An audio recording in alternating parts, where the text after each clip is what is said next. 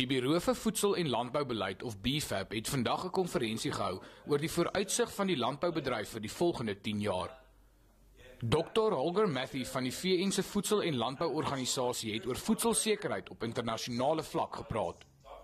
The higher value products like meat, oilseeds, sugar, fish and dairy products, they will further increase based on the growth in income, especially in emerging economies.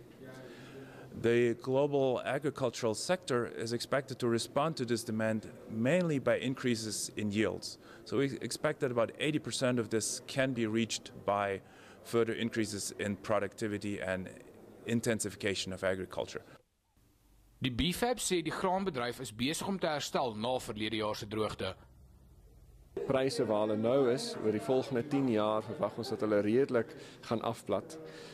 Ons moet onthou, ons kom uit 'n 10 jaar siklus wat landboukommoditeitspryse enorm hoog was. Hulle noem dit in Engels die super cycle. Die vleismark is egter steeds onder druk. Ons het gesien dat pryse skerp opgegaan het.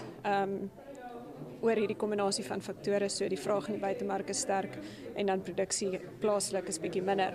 So in die beesindustrie, dit vat 'n rukkie vir daai produksie om terug te kom, om daai kudde te herbou, dis 'n 2-3 jaar siklus. Al hoe meer kos word in Afrika geproduseer.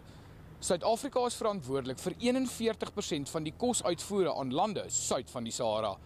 Gerard Pretorius, 1 Nuus, Pretoria.